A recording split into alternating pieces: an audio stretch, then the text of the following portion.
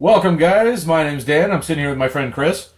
And this is Pack 1, Pick 1, where we're going to take a look at the latest set for drafting and see, kind of point out what we think are excellent choices for the people who have not drafted before or are coming back and they know how draft works, but they've been out for a few years. So we're going to take a look at 3 packs and just kind of point out what we think are good cards. So it's a sealed box, so it's like not, we'll say contaminated anyway, with rigging the packs somehow, getting a sneak peek, I guess. I don't know. Fresh box is the point. And we will definitely be doing this at least a couple times for this set. Other sets, probably. See how it goes. So, I guess we'll just take the top 3. Open it up, we'll line it up, read the cards real quick and what they do, and yeah. So, I don't know about all stores, but I know at the store I go to, you toss those aside. We're not even going to look at them. So to start, we have Drag Under, 2 blue, sorcery, return target creature to its owner's hand, draw a card. Olivia's Dragoon, 1 black, 2/2, discard a card, gains flying until end of turn. Swift Spinner, 3 and a green for a 2/3 flash reach. 1 black, sorcery, return target creature card from your graveyard to your hand. If it's a zombie card, draw a card. 1 green for a 0/3. When Primal Druid dies, you may search your library for a basic land card, put it onto the battlefield, tapped, then shuffle your library.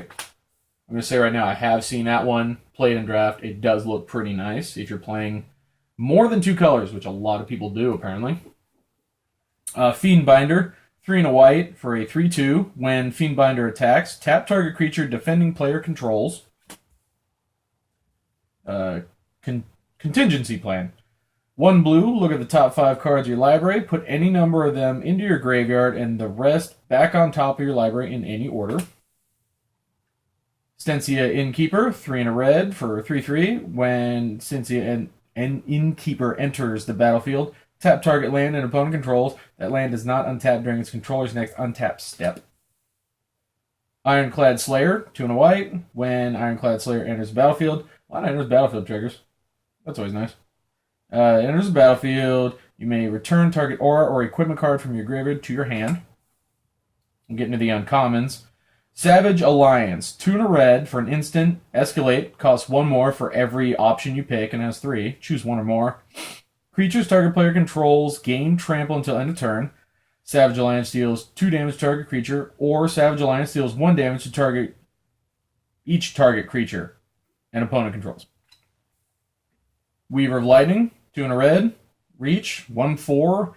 When you cast an instant or sorcery spell, Weaver of Lightning deals 1 damage to target creature and opponent controls.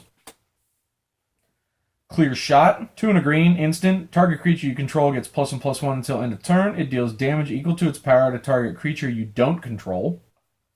And the rare is Assembled Alphas. 5 red for a 5/5 wolf. When Assembled Alphas blocks or becomes blocked by a creature, Assembled Alphas deals 3 damage to that creature and 3 damage to that creature's controller. And then the flip is Ulvenwald Captive. 1 green for 1 and green for 1/2 defender. Tap add green. 5 green to transform into a 4/6 that tap add 2 colors to your mana pool. So starting with me, I have draft experience, but I have looked at very little of this set. But just from the outsider looking in, the rare is obviously good. Red is typically a good color in draft because it has a lot of the removal. And this one in particular is of a big size, which is hard to get in red. I don't know how relevant that 3 damage to a creature is going to be, but it's a free 3 damage to the opponent whenever you get blocked. So I would say there's nothing in the pack that's worth taking over the rare at this point. This early in the draft, I think that's a very solid first pick to just take the rare and look towards red as you go into your next couple of packs. I don't disagree with that. but I don't like how there are two good red uncommons sitting here. It kind of feels like to me like if you take that, next person doesn't know, so they'll look at that and think that red could be open, since the rare could be any color, you know. Um, what I do like here is I would probably take Fiendbinder because I like what it does, but when you take him out of the pack, there's one white card left. You've cut off white. Because that one's okay, but 3 for 3/2 is fair, but it takes an aura or equipment from the graveyard and put it in your hand. That's not going to happen that often, so I really only look at it as 3 for 3/2. Yeah, and I do like Fiendbinder. If this would have been a dud rare, that would have been my pick. It's just any of those effects that tap an opposing creature when you attack messes with their combat math quite a bit.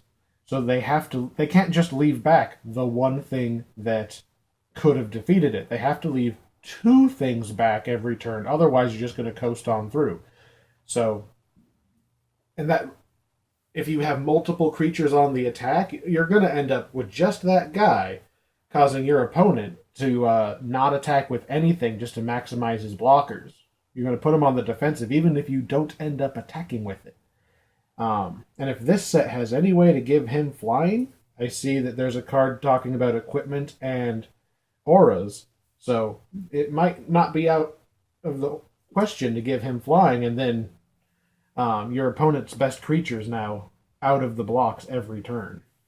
That is a fair argument, seeing as how I don't know many places that are going to be doing triple Eldritch Moon. We're just going with 3 of those since I don't have any shadows, but where I go, they're doing 2 Moon and 1 Shadows, and there is Griff's Boon in Shadows, which is a very good enchantment. It's just 1 white for +1/+0 flying on your creature. So I like Fiendbinder by itself, but you make definitely a strong point. If you give it flying, it's going to just be that much stronger. I mean, flying helps anything, but flying makes that guy exceptional. Definitely. And just to address one thing you brought up, I do like your thought of take out the one good white card, and then the next person has no white to pick from. But I'm looking at these other red cards. If you give somebody the alphas, they're going to be red. Definitely. If you give somebody Savage Alliance and Weaver of Lightning, neither of which look particularly amazing to me, I don't feel that that's a strong enough push into red. They're not bad, but I don't know the set, but this guy feels blue-red. They've been doing a lot of that prowess being red and blue. Oh, yeah. So, yeah, that's neat, but, look at the blue we're passing, too. There's no blue going on. I do like drag under, but that's pseudo removal at best. It's not real removal. It gets it out of the way for a turn, and you draw a card. But that's kind of another way to think about it. I didn't look at that. I feel like this is really heavy red green. Well, it's hard to argue. There are 4 red and 4 green cards. But looking at that, you could cut off the white. If you wanted to go black, I don't know why you'd pick this first over any of those red or the Fiendbinder. This could cut off black. I feel like this might cut off blue, you know? But this early, I think people... If you're playing in a format where people routinely take the rare, I don't think that you're really going to be cutting off anything other than, oh, they took their rare. That could just be anything. That's true. You get down into pack 2 or 3 is where, or not pack, pick 2 or 3 is where this pack is going to send a lot of signals because there's just not that many amazing cards. Yeah. So if you start looking at this like, well, we know that the Alphas is probably the best card, and then Fiendbinder. After that, whoever gets this pack third is going to look at, oh, there's 2 black, there's 2 blue. They might interpret that as there isn't any black or blue, and we didn't touch either of those colors. Yes, that's a good thing. I hadn't thought of. That's a very strong argument. I'm mostly going to stick with what I was saying.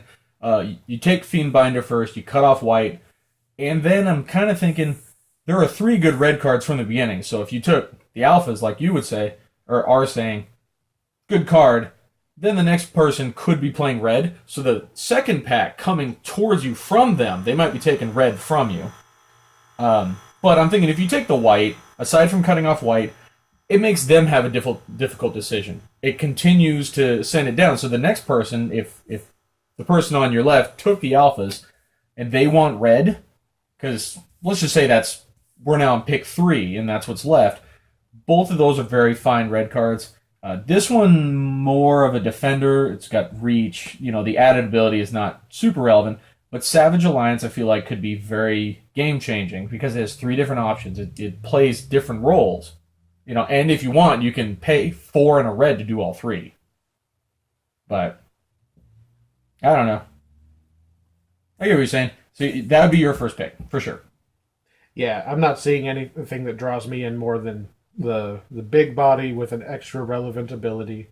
And, I like Fiendbinder, but it is a common. So if we ended up red-white, we'd probably see at least 1 or 2 more of those down the road. That's true. You may end up seeing one. But, yeah, my first pick would definitely be Fiendbinder.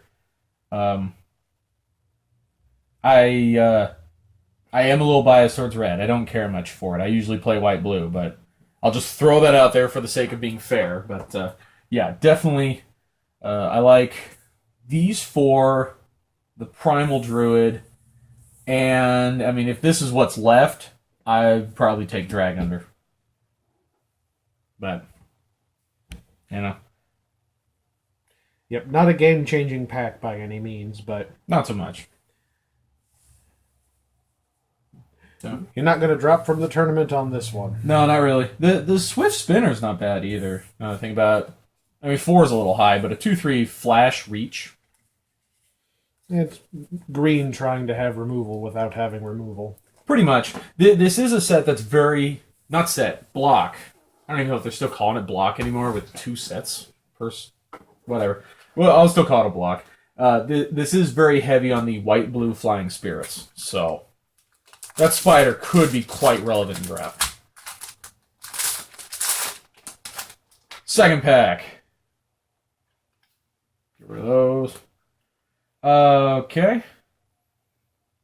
You think maybe we just... I can cut this part out. You think maybe we just read the name? I felt like it took a little while to read every card. I think maybe for the first one. The first pack reading them, but then this one just the name. For the first video, maybe we should read them. Because if anybody's going to watch them in series, they'll probably have got an idea of the set by the time you're done with the first video. That's fair. Okay. Pack 2. Got Boon of Emrakul, 2 in black, enchant creature, it is an aura. Enchanted creature gets +3, -3. Got Spring Sage Ritual, 3 and a green for an instant. Destroy target artifact or enchantment. You gain 4 life.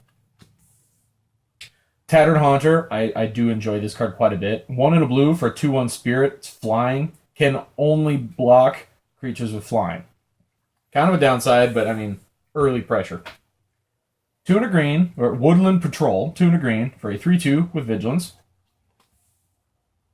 Got Weirded Vampire, 3 and a black for a 3/3. Madness, 2 and a black. Terrarian? Yeah, sure. I don't know.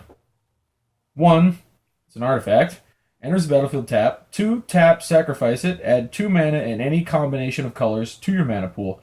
When it's put in the graveyard from the battlefield, draw a card. I'm pretty sure that's a reprint. Think so? Mm-hmm. Whoop. I don't know. I think it might have been either Mirrodin block or something back. Yeah, I think it was Mirrodin block. I feel like it was in there for something Ravager was going to eat back before they realized how bad of an idea that was. That makes sense. Somewhere in that vicinity, anyway. Yeah. I don't know. I didn't pay that close attention to the Mirrodin block. Didn't have money. Bold Impaler. Red, 1/2. 2 and a red. Bold Impaler gets +2/+0 until end of turn. 1 and a white for Guardian of Pilgrims. It's a 2/2. When Guardian of Pilgrims enters the battlefield, target creature gets +1/+1 until end of turn. Enlightened Maniac. 3 and a blue For a 0/2, when Enlightened Maniac enters the battlefield, put a 3/2 colors Eldrazi horror creature token onto the battlefield. Which, there are a lot of cards that put those tokens down. Nebelgast Herald, 2 and a blue, for 2/1, flash flying. When this or another spirit enters the battlefield under your control, tap target creature and opponent controls. It's the first uncommon of the pack. Slayer's Cleaver, 3. Equip creature gets +3/+1 and must be blocked by an Eldrazi if able. Equip cost is 4. We have Somberwald Stag, 3 green for a 4/3. When Somberwald Stag enters the battlefield, you may have it fight target creature you don't control. And the rare Permeating Mass. Single green for a 1/3. When Permeating Mass deals combat damage to a creature, that creature becomes a copy of Permeating Mass. Flip card, Cryptolith Fragment, 3 for an artifact, comes into play tapped. Tap, add 1 mana of any color to your mana pool. Each player loses 1 life. At the beginning of your upkeep, if each player has 10 or less life, transform it into a 1/4 flying death touch. When it attacks, each opponent loses 3 life.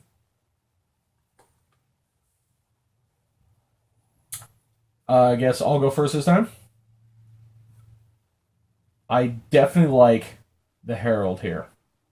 3 for 2/1 is respectable. Flash and flying make it that much better. But if you happen to get enough spirits, I like the fact that it can tap stuff down. And I don't care much for the Guardian of Pilgrims. It is a spirit. I don't care much for it. But Tattered Haunter, 2 for 2/1 flying spirit. I mean, I will pick up these as often as I can get them. Yeah, I'm definitely seeing the Nebelgast Herald as probably the best card in this pack. You bring it down on your opponent's, or right before their attack step, you tap something down. You've got a 2/1 flyer to attack on your next step. And then any subsequent spirit you play, even if they don't have flash, you're still tapping down their blockers just as you're playing more guys. And you want to be playing more guys. That's just something that you're already doing. Definitely. You're not jumping through an unusual hoop. And if you there's 2 commons that are spirits just in this pack. So there's going to be a decent density of spirits. Yeah. So if you're looking blue-white to get those spirits in, this is the uncommon that you're hoping to pull. I mean, from what little I've seen so far, that's definitely the Lord you want. Permeating Mass is not a terrible choice, but I think it's interesting. Yeah, I mean, it's more green trying to have removal that's not removal. I do want to point out it is a spirit as well. I find that rather interesting. I don't know how many green spirits are in the set.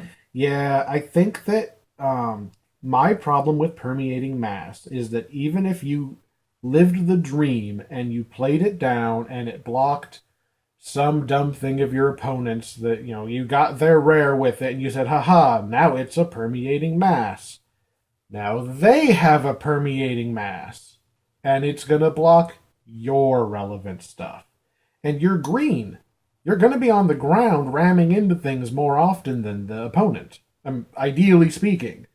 You don't want to turn their stuff into 1/3 effectively death touch. And on the offense, he's useless because they're always going to take 1.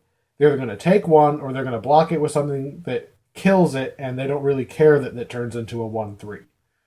I'm just not seeing that as a legitimate, power card in draft. I would always take that Nebelgast Herald over it. It is actually rather interesting that you say that it'll transform the other creature into 1, and then they have 1. I didn't think about that. Like, obviously it'll transform it, and, that's the ideal of it, but I didn't even think about how it becomes a copy of Permeating Mass, so anything that I run into would send over there, it'll run into that and then transform my stuff. That's definitely not something I had thought of before. Nah, so I'm leery about it. Let's say that you already are in green and you open this pack. if you're in green, any other color, whatever, if you're going to be green, I would definitely say the Slumberworld Stag. It's green removal. I don't think I need to point out much more. It's green removal that doesn't just do artifacts and enchantments. And 4 mana for that's really high anyway. But I definitely like that. And it's big enough that it can eat most of the flying creatures. Oh, yeah. I mean, at least of the ones we've seen so far. It can come down, punch a flyer that you wouldn't normally be able to block. And, I mean, unless you have a way of giving it haste, it's not attacking and getting finished off anyway. It's your opponent's next turn. So by the time you get to attack with him, he's back to 4/3. So yeah, I think if you're heavy green, or you want to be green, I mean the stag is miles ahead of permeating mass. Again, I mean real removal, fake removal that gets turned back on you. Yeah. I mean it's cute, but that stag is going to get rid of a flyer. Even if it just suicides into something, you still got more value out of it than the permeating mass would give you. If you're green, well, frankly, I don't think you're going to see a Nebelglassed Herald past pick 2 or 3. Probably not. They're going to have been grabbed up. So if you're on pick, say, 1 or 2 and you see one of those, and it's pack 1, I don't know if there's a lot of good green rares that you would want to just abandon and pick up the spirit. Because if you start seeing more of those spirits coming in, you don't really need green anymore. Yeah. I mean, we're specifically talking about early in the draft. This is the kind of card you're looking for. Gives you both direction and power. If you can pick up another one of those, then great. I mean, in worst case scenario, the player to your right locks you out of blue by just grabbing all the blue. You never see any more spirits or anything. At least you have that one and they don't. Yeah. That was your kind of at least argument. Mine is, let's say you got this and 2 other spirits in your entire deck. You'll never see the other 2. It's too few. We'll just say this is the only spirit you ever see. 3 for 2 on flash flying is good. He goes off and taps something when he comes into play as well, not just another spirit. So at the very least, if that's the only spirit you play in a game, it at least has that bottom part doing something still just off of him. So flash down at the beginning of combat, tap whatever their big thing is, and then it can block something else. You can easily do that. You can throw it down at the end of their turn to tap their last blocker and go surprise attack. Yeah, let's talk for a minute about removal here, because there are a couple of other removal cards in here, and removal is normally a high priority. Should be. Yeah, but I'm looking at this this Boon of Emrakul. It's enchanted creature gets +3/-3. I'm not a big fan of black sorcery speed removal. I mean, black typically has the option of going instant speed, and -3 toughness. You're dedicating your entire card to hoping you're killing a small guy. Unless you're going like aggro or they've got a sneaky guy, I almost feel like even just bumping up to 4 and that stag being able to ram into something for 4 is worth so much more. I'm seeing a lot of 1 and 2 toughness guys in these packs so far, but this isn't going to scare anybody. You're playing black. They're expecting you to have a couple removal on your turn. Mm-hmm. Yeah, and that's kind of the thing going on in this block for black, is you have that one there, and in shadows you have Deadweight, which is a single black for an enchantment that's -2/-2. That's kind of what they gave black. There is Murderous Compulsion, I believe it's called, where it destroys a tapped creature at sorcery speed. That's about what they gave black. There is another removal spell in here. It costs 6. But I believe it just outright kills something at instant speed. Yeah, and I'm not feeling like that's going to really turn the tables much. I mean, not any more than you just playing something on your turn like normal. It's like you killed their small guy, or maybe you made your big guy bigger if you wanted to go that way. It is a little flexible, but I'm not feeling the 3 mana to hopefully kill their important guy, because what I want out of my removal is to kill their bomb. Oh yeah. If I can't kill their good card, then the removal isn't doing its job. It's not removing the problem. I don't need to remove their, 2/2. I need to remove their big things. Yeah. I need to get their things. Most of the time. Yeah, so I need it out of my way. So we know that there are a few auras and apparently an equipment in this. So in addition to actual removal in here, we have artifact and enchantment removal, which normally I don't care about, but we have had sets where it mattered. I've seen an equipment so far, and that itself, our other removal is an enchantment, so it's something worth keeping an eye on. How many of those artifact and enchantment removal you've seen relative to good things to blow up with it. Because, yes, you're not going to pick it first, but this is also when you get to take inventory of the removal versus the targets. I mean, every removal you pass, you need to keep in mind that, or you for everyone you pass, especially if they're passed to you, you know that someone else, proportionally, there's enough people that also aren't taking it. Yeah. And I'm totally rambling. Sorry. No, that's fine. I mean, you make a good point. If it's, say, the fifth card out of the pack, and there's still removal in it, that's a very strong signal. It doesn't matter what pack it is, 1, 2, or 3. It's a good signal. Pack 1, if it's really good removal, I would almost be persuaded to, if not splash the color, switch over to the color. This is not something that you would take, like you said, early on. I don't even think I'd take it pick 5, but it's not a bad thing. And usually you see these towards the end, the last 5 cards. So it's not something that you want to ignore completely, but keep it in mind. If you see plenty of them, and there aren't a lot of artifacts, but I do believe there are a lot of enchantments in this. Like Boon of Emrakul or Deadweight, and then there are other ones like Griff's Boon. Well, I don't think you'd want to destroy Griff's Boon because they could bring it back for 4 mana. But I think the point I was trying to make was, I don't know this set, but if it ends up being a set that has a lot of enchantments in it, well, this jumps up a lot higher in value. This would have been an amazing card on Mirrodin or Theros.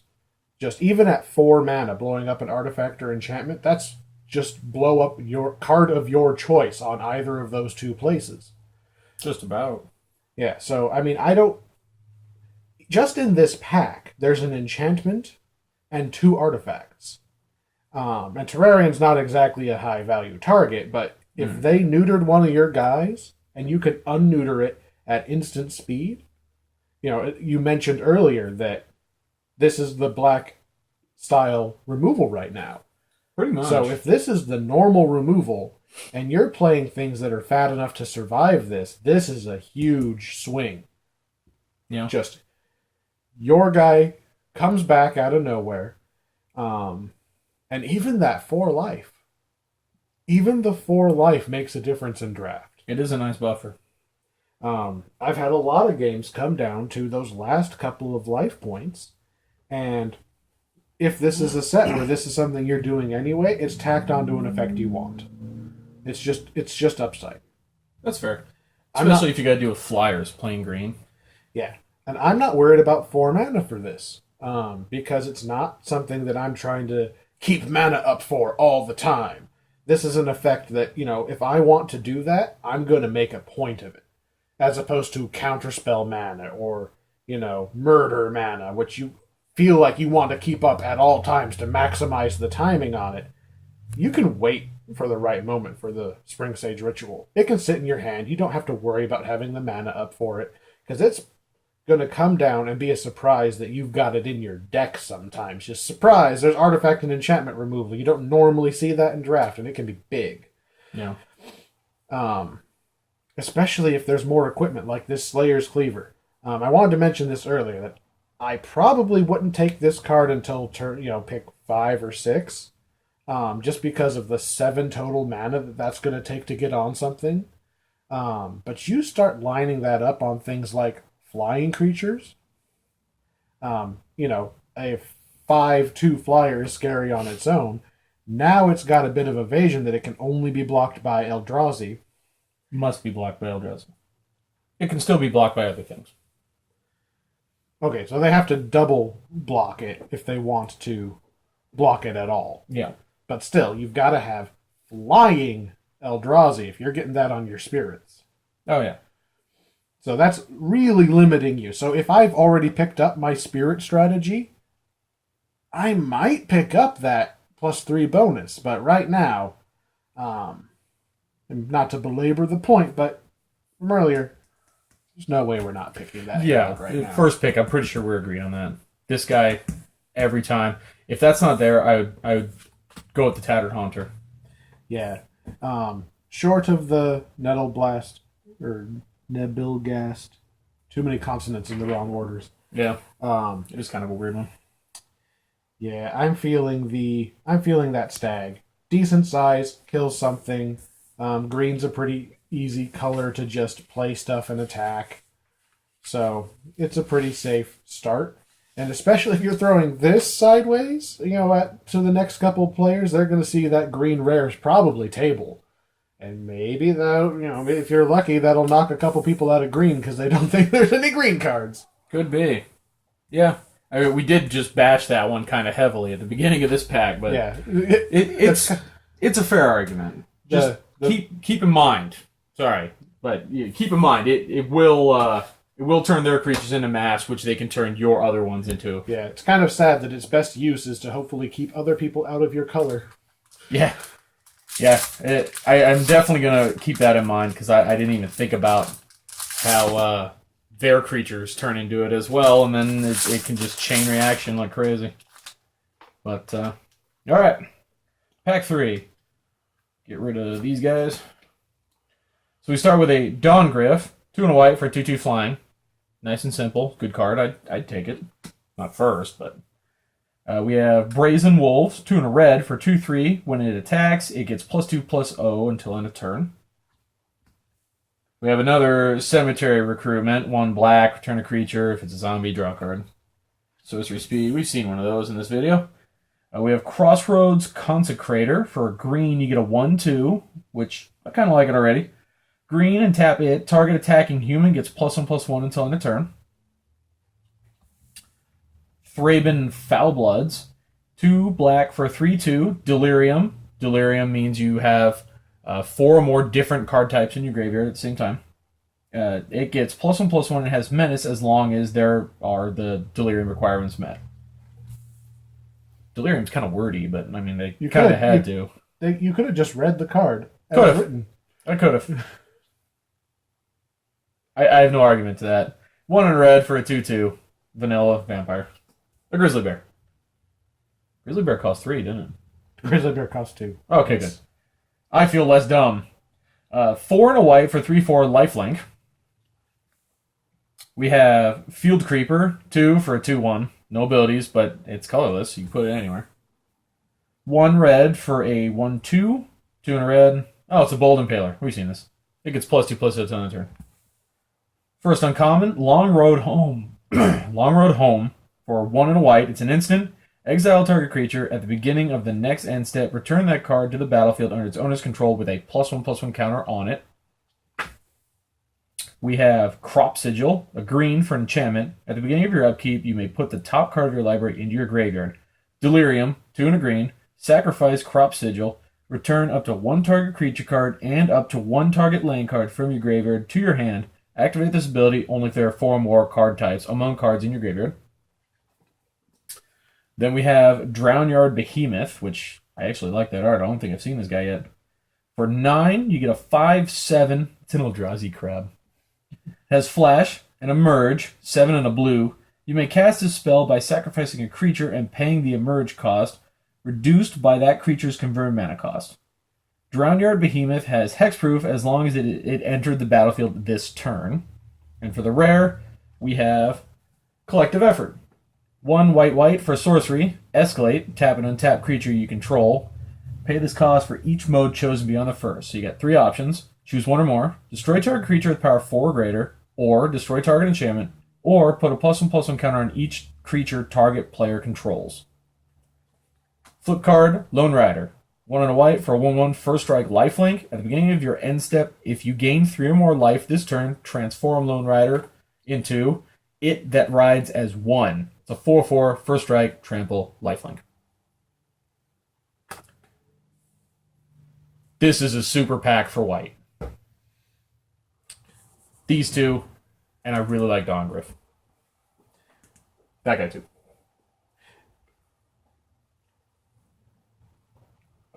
I think if you open this, let's say pack 3, and you're not white, I think you're going to struggle to pass that.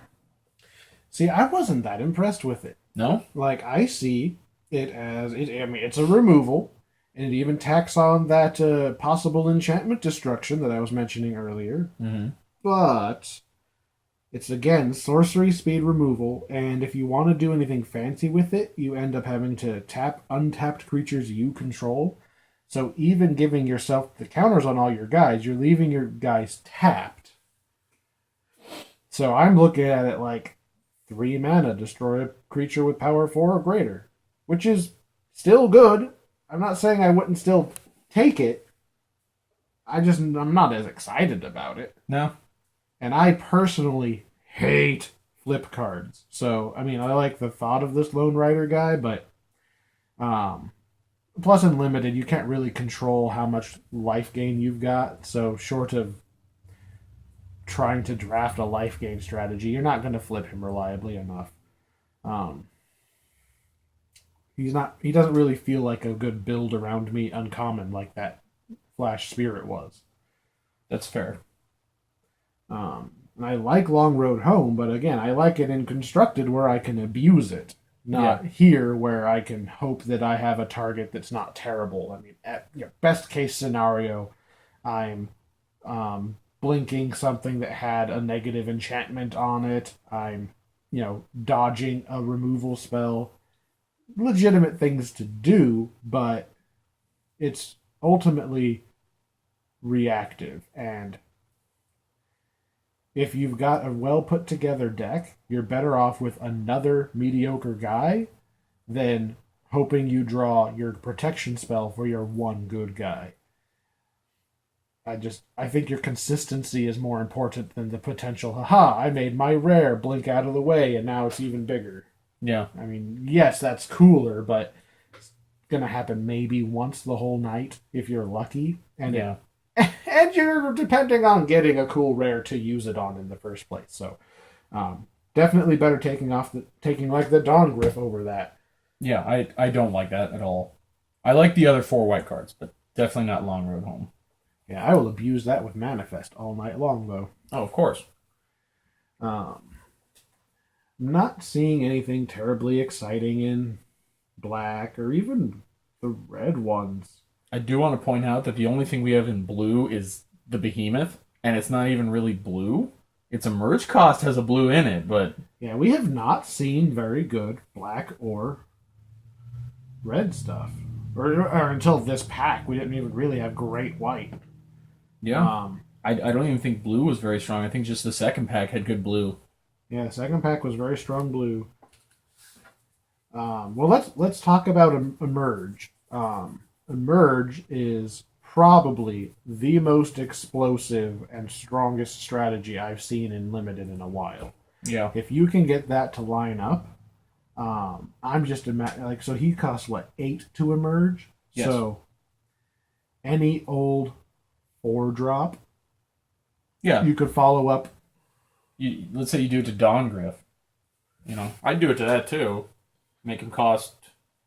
Was that 4 drops 4 and a down blue? to 5? Yeah. I mean, it's super easy to make these emerge guys come down and be really good. Let's compare to the Long Road Home here. So, 2 mana, you're trying to dodge a removal spell is the best value you're going to get. Behemoth still has flash, so you're still going to give up that. You're going to give up that target that they were shooting at. But you also end up with a 5/7 hexproof for the rest of the turn. Yeah. And in these 3 packs we've looked at, I haven't seen anything that big. Yeah. And, I mean, this is the 3rd pack of the video, so we'll just say it's the 3rd pack you open tonight. If you're not white, I think if you're white, just any one of those. But if you're blue, green, this guy, definitely, especially with green, because you sacrifice bigger things. But, yeah, I didn't think about how you sacrifice him for the emerge, but that also kind of eats their removal, because if they throw it at a creature, you sacrifice it and it fizzles away. So it's almost kind of like how you dodge the removal with Long Road Home. Only you get a 5/7 Eldrazi crab at the end of it. Which I can't do shit about for that turn. It's got hexproof. Yeah, it's got hexproof for the rest of the turn, and then by the time they can shoot it, it's your turn. We've only really seen sorcery speed removal. Yeah, these packs have not been good for removal. Yeah, I mean, and I think this is the first Eldrazi we've seen outside of the flip guys. I think you are right. Yeah. I'll double check that. We're all about facts and information here. That's a joke. So yeah, I mean, I remember when Rise of the Eldrazi was out, it was a big deal that they slowed down the format to play these guys. So instead of slowing down the format, they're letting you use Emerge, which is way faster than I think even they intended. Yeah. And I mean, just something dumb like I attack with my 2 or 3 flyers. Oh, you blocked that one? I turn it into a behemoth. Yeah. And you're right. This is the only Eldrazi we've seen. Yeah, I don't dislike collective effort as a card, but if I'm looking for, if this was pack 1, pick 1, I'm leaning on that behemoth. That is going to be this is the card I'm going to hope to get every game. Yeah. I want to play with that. And it only needs a single blue or 9 mana. Yeah. That's a nice thing, is you can put it in any deck. If you're mono green, you could just legitimately play that. I mean, I don't know how much mana Excel is in this format, but you could legitimately just play it for 9 in any deck. It's got that flexibility, but really its power is in Emerge. Oh, yeah. If you're playing these Eldrazi, play them to emerge them. Just find a moment and just kick your opponent in the face by popping an Eldrazi crab on them. I think it would be a very respectable move where let's say you're playing green-black, put 2 islands in your deck just for the emerge. I would not make fun of anybody who did that, Yeah, and so now let's be real about what's going to happen if you pass either one of these. If you pass a collective effort, it's going to end up with somebody who's strongly white. If this is early on, you just push them into white. Because pick 2.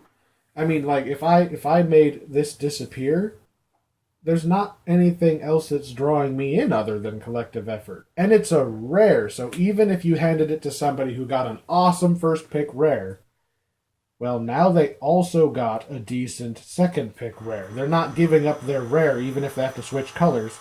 And early on like this, they could just pick those 2 colors. You're not cutting them out of... And even if you took this, you're not cutting them out of white, because there's still a good flyer. There's an okay lifelink guy. I don't really like 5 mana for just 3 power, but... Yeah. There's a lot of white in here. There's a good chance that even at random somebody would be taking a white card. Whether or not you took the collective effort, but they'll definitely be white if you pass collective effort. So you got to decide now if you're going to fight for white or if you're going to take the more powerful Groundyard Behemoth. Yeah, that's fair. I understand. I made my opinion known about this one. Let's say it's not there. I have no problem. I will still pick white anytime. I'll take the Lone Rider. I'd actually pick them in this order. So let's say that the 2 people, I didn't open this. I get to see this 3rd, and these were gone. I'm still happy with white. I will totally pick up a Dawn Griff. Just because it's a 2/2 flyer for 3 mana. It's got no stupid hangups. It's not super expensive, but it doesn't have that raw power, And looking at the rest of it, obviously, if you're playing red-black vampires, that's your goal. You'll pick this guy over a Dawn Griff.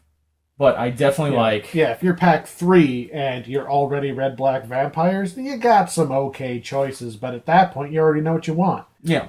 If you've made it to pack 3 and you're a little indecisive, I think the Drownyard Behemoth is going to come in and make your deck better almost no matter what color you are. And if you're blue, it's amazing. Oh, yeah.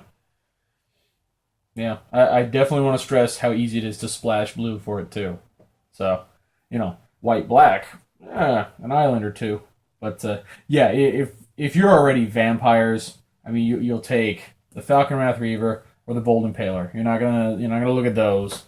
Because pack 3, you're not going to change your colors based on a nice rare. You'll pick it so somebody else can't have it, but I don't think you definitely, if you're black-red, you're not going to put in for 2 white mana cost, Yeah. It's not going to happen. Yeah, and statistically, you got to think 8-person draft. You're only going to play 3 rounds, so you're going to play 3 of the other 7 people. There's a good chance you're not... I mean, you've got a better than 50% chance you're never going to go up against that collective effort.